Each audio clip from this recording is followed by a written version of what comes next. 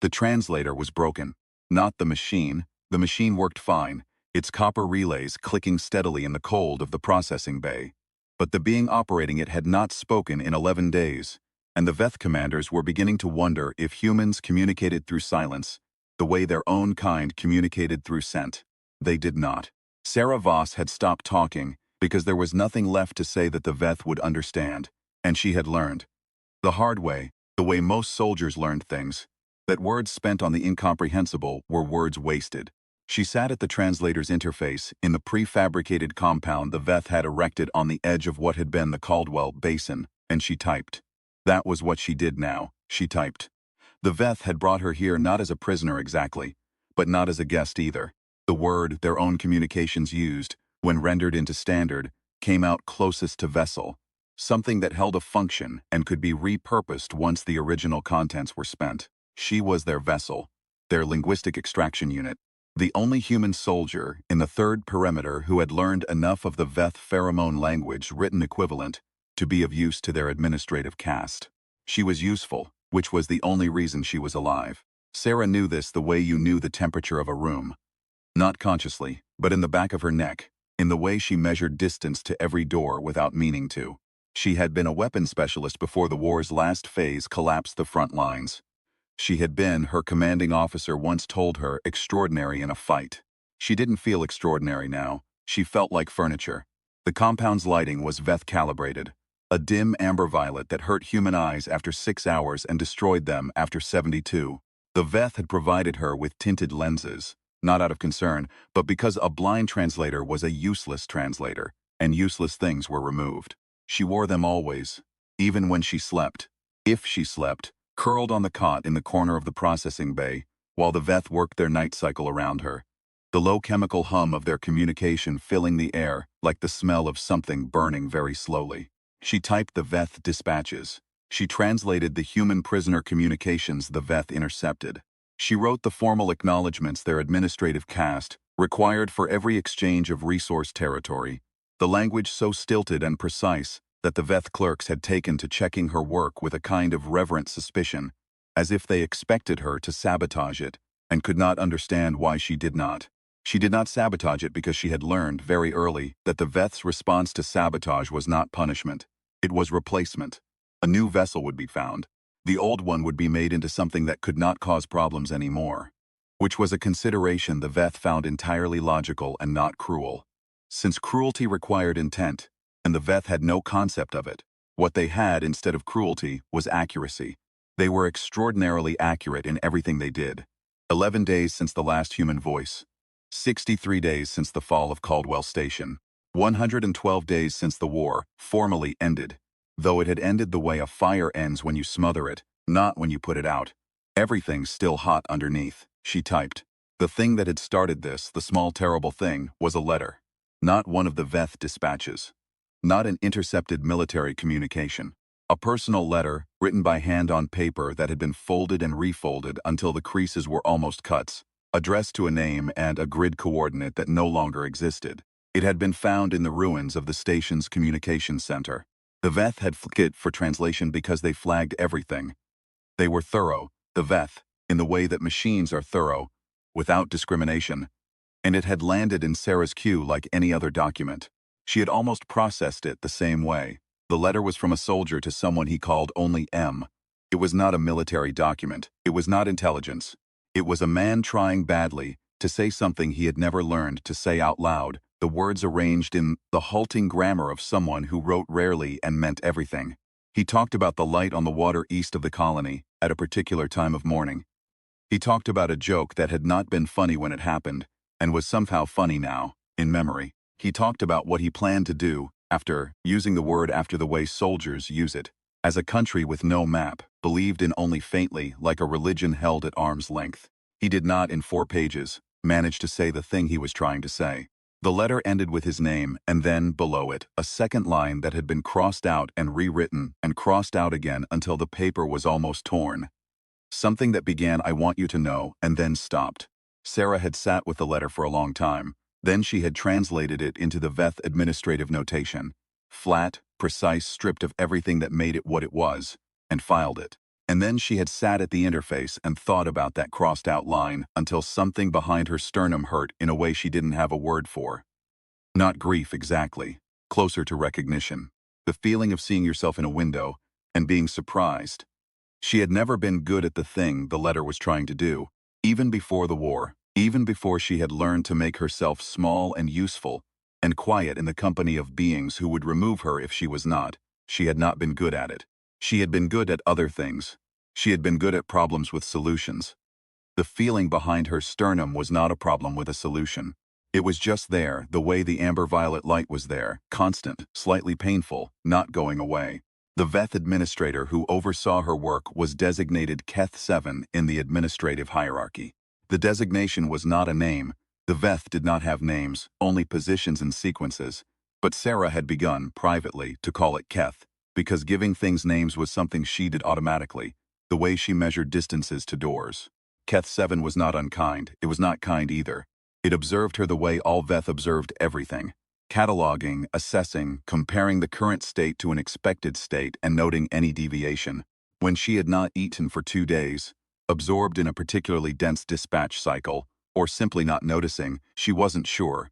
It had placed a ration pack on the interface beside her hand without comment or ceremony, the same way it would have refueled a piece of equipment. She had thanked it. The translator had rendered the thanks into the VETH chemical notation, and Keth 7 had registered the input with what Sarah had come to recognize as the VETH equivalent of mild confusion. A slight stilling of its upper sensory filaments, as if processing unexpected data. Gratitude was not a variable in the VETH operational model. Vessels did not thank their operators, but she thanked it again the next time, and the time after. Small, specific, accurate thanks. For the ration pack, for adjusting the light calibration by 3% when she had developed a headache, for providing her with paper when she had requested it. The paper was for her own use, not for official documents. Sarah had begun to write in the evenings, by hand, in the hour before the VETH moved to their night cycle. She was not sure what she was writing. Notes, at first. Then something closer to letters, addressed to no one, or to people she was not sure were alive anymore. Then, gradually, something else. She wrote about the compound. She wrote about Keth 7's habit of pausing before any significant decision. Its sensory filaments going still in a way that, after enough observation, she understood was the VETH equivalent of thought. She wrote about the quality of silence in the bay, at the midpoint of the night cycle, when even the chemical hum dropped to something almost absent, and how that silence was different from the silence of empty rooms, and different again from the silence of a held breath. She wrote about the letter she had translated, and the crossed-out line, and what she thought the soldier had been trying to say. Writing it down did not make the thing behind her sternum hurt less, but it made it legible. It made it hers in a way that just feeling it did not. Keth 7 noticed the writing. Of course it did. The VETH noticed everything. That was the point of them. That was why they had won. One evening it approached the interface while Sarah was writing and stood at the distance it always maintained, and directed one of its lower sensory arrays at the paper in a way that meant examination. Sarah looked up. She did not cover the paper. Keth 7's notation system read text as pattern sequence. It could not read standard script, but it examined the paper for a long moment, and then it did something Sarah had not seen it do before. It extended one of its secondary manipulators, the fine ones it used for the most delicate administrative work, and indicated the paper with a gesture so precise it was almost a question. She understood somehow that it was asking what she was doing. She said, "Writing." The translator clicked. She said, "It helps me understand things." Keth 7's filaments moved in the pattern she had come to associate with continued attention. She said, "Things I don't have words for yet. Writing helps me find the words." There was a pause. The chemical hum of the night cycle was beginning, distant and low. Keth 7 made a notation in its administrative log. She could see the movement, the precise manipulation of the recording medium, and then it withdrew to its station. She watched it go, and then she looked back at the paper, and she wrote, "I think it was curious. I think that is the word. I think it did not know what I was doing and it wanted to." Outside, beyond the prefabricated walls, the Caldwell Basin was dark. There were human settlements still out there. She knew from the dispatches, she processed the dispatches, holding on in the way that things hold on when there is no better option. Not with hope exactly, but with the specific stubbornness of creatures who have not yet decided to stop. The VETH found this baffling. The administrative caste had flagged it repeatedly in their internal communications, which Sarah translated with a neutral face and a burning chest. The anomaly of continued human resistance in sectors where resistance was no longer tactically viable. They could not understand why humans kept going when going was pointless. Sarah thought about this in the evenings while she wrote. She thought about the soldier's letter, and the crossed outline, and the particular grammar of people who mean everything and can only say it badly, and keep trying anyway. She thought about what Keth7 had told her once in the flat notation of the administrative caste when she had asked carefully, precisely, in terms the Veth model could process, why the Veth had not simply removed the human settlements they considered anomalous. Keth7 had paused in its characteristic way. Then it had produced a response that the translator rendered as, anomalous behavior may contain unmodeled variables. Removal before analysis is inefficient, which meant Sarah had realized they didn't understand it yet. They were watching, because the Veth watched everything they didn't understand. Because understanding was the precondition of control. Because control was the only framework they had. They did not understand why humans kept going. She had written that evening for a long time. The incident happened on the 44th day of her work in the compound. It was not dramatic. The most important things, she had found, rarely were. A communication came in from one of the outer administrative clusters. A resource dispute, the kind of low-level territorial notation that made up most of the compound's daily volume. Sarah processed it the same way she processed everything, breaking the chemical notation into its standard components, building the translation from the inside out. She was nearly finished when she noticed the anomaly. It was small, a single notational element, used in a standard administrative context, but combined with a secondary modifier that shifted its meaning entirely. In isolation, unremarkable. In context, in the specific context of the resource dispute and the particular cluster it originated from, it meant something different than what it appeared to mean. It was not an error. It was a code. The administrative of the Veth in the outer clusters was communicating something to the central command that their official communications did not contain, using the modifier structure the way a person might use a particular tone of voice, saying one thing out loud and something else entirely underneath. Sarah sat with this for a long moment. Then she translated the surface meaning, filed it, and said nothing. She went back to her cot that evening and did not write. She lay on her back and looked at the amber-violet ceilings, and thought about the modifier and what it meant. Now that she had it, she thought about the outer clusters and their resource disputes, and the tone underneath the tone, and she thought about what the Veth did not understand, which was not only why humans kept going but also, she was now fairly certain, what the humans keeping going were actually doing while they kept going. She was useful to the Veth because she understood both languages.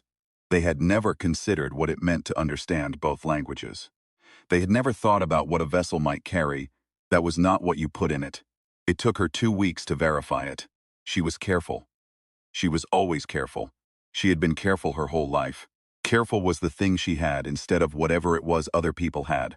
And she used the work itself as the method of verification, cross-referencing the modifier against 17 other dispatches that had already been filed, looking for the pattern. It was there. It had been there for weeks. The outer clusters were running a secondary communication channel inside the administrative traffic, and it had been flowing through her translations undetected. And it was extensive enough that whatever it was describing was not small. She thought about the soldier's letter. She thought about the crossed-out line that said, "I want you to know." She understood now what she was going to do. She had understood it, probably, since the moment she noticed the modifier. She had just needed the 2 weeks to be sure, and to be ready, and to write the things she wanted to write before she did it. She wrote them on her last evening. Letters, actual letters, the kind with addresses and purposes. One to her sister, who was either in a refugee column east of the Caldwell Basin, or was not anywhere anymore, and Sarah wrote it as if she were alive because that was the only way to write it. One to her commanding officer, who was definitely not alive, which Sarah knew from a dispatch she had processed 6 weeks ago, and had not recorded in her own accounting of herself until now. One to the soldier whose letter she had translated, addressed to the name he had signed at the bottom, which she knew was probably futile, and wrote anyway, because the point was not whether it arrived. And one, last, that she wrote for a long time, and then folded and put in her pocket, addressed to no one, which was another way of saying addressed to everyone, which was another way of saying the things she had never learned to say out loud and was only now learning to write. In the morning, she submitted her translated dispatches as usual. She was thorough, every notation precise, every rendering accurate. She included, at the end of the standard filing, a supplemental document she designated as a translation anomaly report, a category that existed in the administrative system and was therefore not flagged, because the VETH flagged things that deviated from the expected, and anomaly reports were expected. In the supplemental document, she laid out the modifier pattern in full.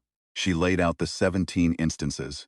She laid out, in the flat precise notation the VETH administrative cast used, exactly what the secondary channel was, and where it led, and what she had been able to determine about its contents.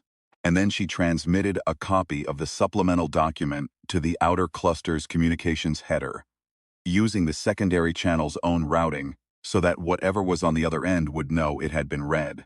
She sat back, she waited. Keth 7 came to her interface 20 minutes later. It stood at its usual distance. Its sensory filaments were still in a way she had not seen before. Not the pause of consideration, but something else, something she did not have a notation for. She said, "I know what you're going to do." The translator clicked. She said, "I want you to know something first." She took the folded letter from her pocket. She put it on the interface. She did not look at it. She said, "I have been here for 44 days. In that time, I have translated approximately 9,000 individual notational units of VETH administrative communication. I have done this accurately. I have done this because being useful was the only reason to keep going, and because I have never been good at stopping." Keth 7's filaments moved. The translator rendered the movement's chemical equivalent as a query. "State purpose of action," she said. "You want to know why I did it. Why I flagged the channel and let the outer clusters know, when being quiet would have kept me alive longer." A pause, she said. "I'm not entirely sure I can explain it in notation, but I'll try." She had thought about this in the nights, in the small hours when the chemical hum dropped to almost nothing. She had thought about the soldier's letter, and the crossed-out line, and what he had been trying to say across 4 pages of bad grammar and enormous sincerity. She had thought about what writing had done for her. Not the translation work, the official work, but the personal work, the evening pages, the letters to the living and the dead. She had thought about what it meant to understand both languages. She said, "You have been observing the humans who keep going because you can't model the variable. You have every advantage.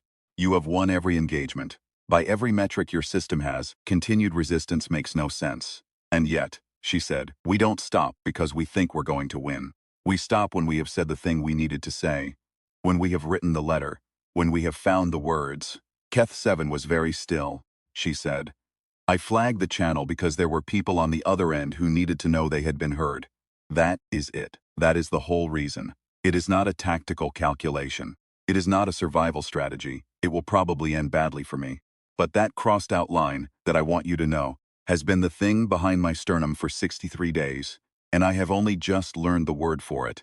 And the word is not a human word, and it is not a VETH word. It is just the thing that makes people keep going when going is pointless. And it turns out the word is love." She said, "You don't have a notation for it." "I know, I've been looking." The amber-violet light hummed. Somewhere in the wall, the processing bay's coolant system cycled. Keth 7 did not move for a very long time.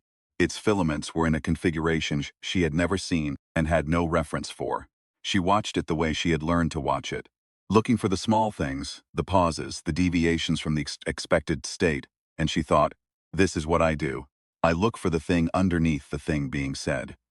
I have always done this. I just didn't know it was a skill until I had to use it." Keth 7 made a notation in its administrative log. Precise, deliberate, the careful movement of something that had decided. Then it withdrew to its station. It did not call for the removal team. Sarah sat at the interface for a long time after, not moving. The letter was still on the surface in front of her. Eventually she picked it up, unfolded it, and read what she had written. The things she had wanted to say for 63 days, rendered in her own handwriting, which was better than she remembered it being. As if the practice of writing had changed the thing itself. She refolded it. She put it back in her pocket. The secondary channel the outer clusters had been running. She found out later, much later, in a way that took much longer than the 44 days but ultimately arrived, had been carrying coordinates. Not military coordinates, population coordinates. The locations of refugee groups, medical caches, supply routes, the living geography of a people who had been declared officially absent. The kind of information that made the anomaly of continued resistance a great deal less anomalous. Once you knew it. The Veth, once they knew it, did what the Veth did. They observed. They opened an analysis protocol. They assigned Keth Seven to lead it. Keth Seven asked Sarah to assist. She said yes, because she was useful, and because usefulness had become, in the months at the interface, something she understood differently than she had at the beginning. Not a condition of survival, but a form of saying something, the same way the soldier's letter was a form of saying something, the same way her evening pages were a form of saying something, all of it one long attempt at the crossed-out line, at the I want you to know. She assisted, she translated, she sat at the interface in the amber-violet light, and she typed, and in the evenings she wrote. The analysis protocol ran for 7 months. In that time, 3 things happened that the Veth found anomalous and could not model. A settlement east of the basin made formal contact with the compound, not to surrender or negotiate territory, but to request the return of a letter. Not even their own letter. A letter addressed to someone in the settlement that had been intercepted in the early months and flagged in the compound's archives. A single letter. They sent a representative, unarmed, who stood at the compound's outer perimeter for 4 hours in the rain until someone processed the request. Sarah processed it. She found the letter. She walked it to the perimeter herself. The representative, a woman about 30, with the particular economy of movement that people developed when they had been conserving resources for a long time, took the letter. She looked at Sarah for a moment. Then she said something in a dialect from the eastern basin that Sarah almost didn't catch. She said, "You're the one who flagged the channel." Sarah said yes. The woman looked at her for another moment. Then she folded the letter into her coat and turned and walked back into the rain without another word. Sarah stood at the perimeter for a while after, feeling the rain, which was something she had not done in a long time, because the compound did not have windows, and she had not been outside except functionally for transfers. The rain was cold and specific, and real in the way that things are real when you have been inside for a long time. She raised her face to it. She stood there until she was thoroughly wet, and then she went back inside. Keth 7 was at the interface when she returned. Its filaments moved in the configuration she had come to associate. Over 7 months of close observation, with something she could only call attention. Not the cataloging attention of the administrative caste going about its work, but a directed attention, the kind that meant, I am watching you specifically. I am noting the deviation from the expected state. I am trying to model the variable. She sat down at the interface. She pulled off her wet outer layer and hung it over the back of the chair. She said, it was a letter from a mother to her daughter. The daughter isn't in the settlement. Keth 7 made no notation, she said. The mother is dead. She died before the settlement was established. She left behind a record of letters she had written over the years, dated ahead for every major event she thought her daughter might experience. First difficult year, first relationship, first loss of someone important, things the mother calculated she would not be there for, things she wanted to be there for anyway, so she wrote ahead and left instructions for the letters to be delivered at the right times. The light hummed. She said, the daughter has been receiving them, one at a time, for 11 years. She walked 4 hours in the rain to get the next one. Keth 7 was very still, she said. That is not anomalous. I know it looks anomalous from the outside, but it's not. It's the most explicable thing I've ever translated. She looked at her hands, the translator's interface, the familiar surface of the keyboard she had been operating for more than 200 days. She said, your administrative caste uses pheromonal notation as the carrier and meaning as the signal. We use language as the carrier, but the signal is the same. It is I was here. It is I saw you. It is I wanted you to know that you were not alone in the time that we were alive together. That is the only thing we are ever saying in any language. The rest is just the notation. She had not planned to say any of that. It had come out the way the evening pages came out. Not composed in advance but found in the writing, or in this case in the saying, which was only a different form of the same thing. Keth 7's filaments were in the configuration she had never seen before, the one from the day she had flagged the channel. She watched them. She thought, I still don't have a name for that configuration. But I think I know what it means. I think it means that something has been received. She turned back to the interface. She pulled up the next set of dispatches. She began to type. 7 months later, 14 months after the day she had arrived in the compound as a vessel, the analysis protocol produced its conclusions. She was not party to the senior administrative review that was above her access level. But Keth-7 was, and Keth-7 had been conducting the protocol on her assistance, and on the day the review concluded, it came to her interface and stood for a moment, and then made the notation she would later learn was the formal record of a reclassification. The reclassification was of her status, not vessel. The word the Veth administrative notation used, when rendered into standard, came out closest to correspondent. Something that held a function and also communicated. That was not merely a container but a channel running in both directions. It was not the same as person, she knew that. It was a Veth category, built on Veth frameworks, and she fit it the way the soldier's letter had fit the translation queue. Imperfectly, with significant information lost in the rendering. But it was a start.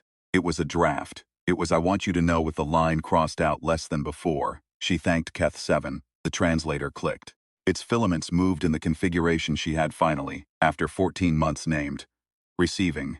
She turned to the new requests in the queue. There were 12 of them, and all 12 had been flagged as high complexity, which meant they were the kind where the notation said one thing and meant something else. The kind that required sitting with the text for a while before the shape of it became clear, the kind that reminded her of why she had asked to be trained as a translator in the first place. Years before the war, when she had been studying linguistics in a university program, and writing letters home that got longer and longer because she kept finding new things she wanted to say. She had never been good at stopping. She put her hands on the keys.